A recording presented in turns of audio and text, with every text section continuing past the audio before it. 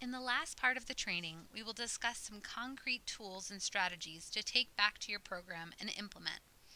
We will discuss the 4 biggest challenges for children with ADHD in the early care and out of school time environments, and provide you with the tools necessary to overcome these challenges.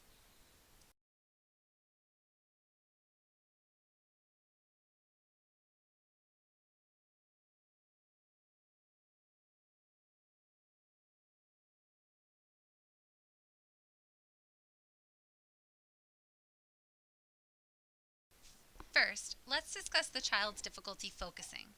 One of the biggest challenges for children with ADHD in the pre-K and out-of-school time environment is difficulty focusing, because there tends to be a lot of distractions. In order to help this child, staff can create a secret visual cue, like an ear pull, or create a reminder for the child to get back on track.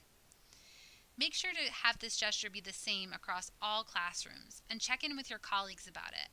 Most importantly, choose a gesture that the child is comfortable with and aware of, and keep it a secret between the two of you. Teach the child focus by using a timer to work through their homework assignments.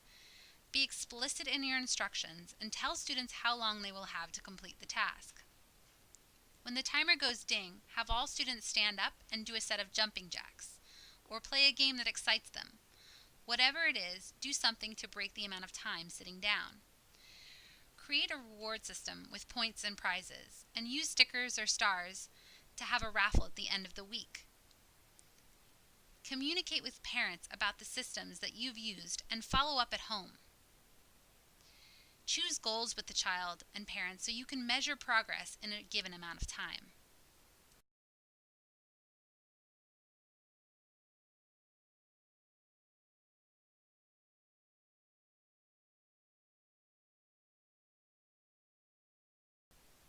Next, let's brainstorm some strategies to use when the child is distracting other children.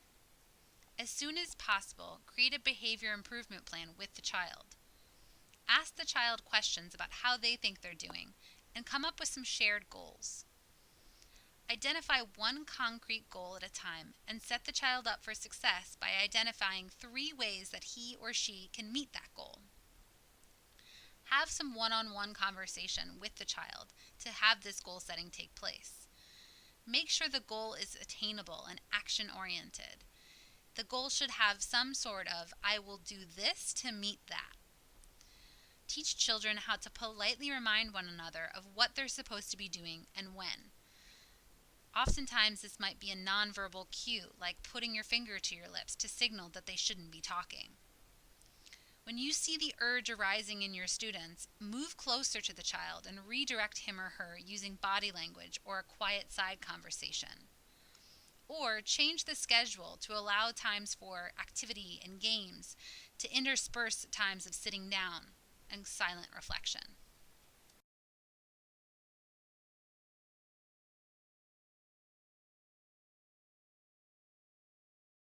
Third, let's brainstorm ways you can support the child who can't sit still and may pose a safety concern. Come up with a system that works for your program, and make sure messaging is consistent across all environments. Offer engaging micro-movement options for when stillness is required, like doing your homework. Have a fingers challenge, or pass out fidget toys for children to play with silently at their desk. Have a toes in the shoes challenge, and teach children how to touch their toenails to the top of their shoes.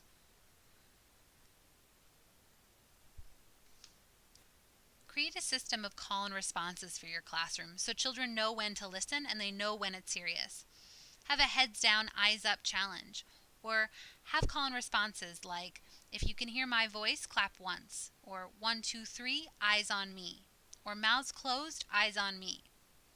Find safe opportunities for kinesthetics, like having a helper pass out items or papers, or have them write down the instructions on the board while you talk. Create a short list of games for staff to pull from when they notice their children need a break. Most importantly, play a game like high fives and have children high five one another when they think they know the answer. Find moments to cement the learning and the thinking, and have children move while you're offering instructions.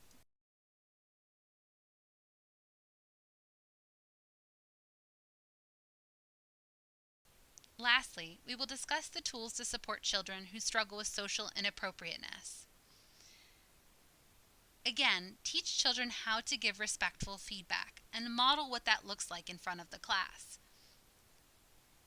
Role play with each other and provide children with a set number of phrases to pull from, like, I'm not comfortable doing that or talking about that. No, thank you.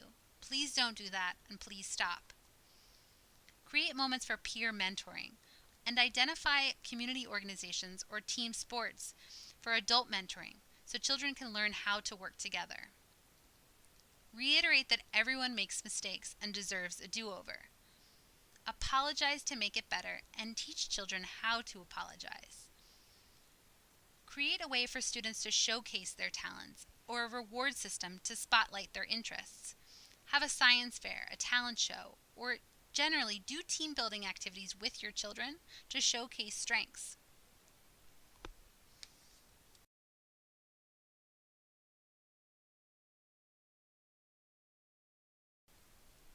You may ask yourself, what else is there? Well, there's one thing missing, and it's creating a plan.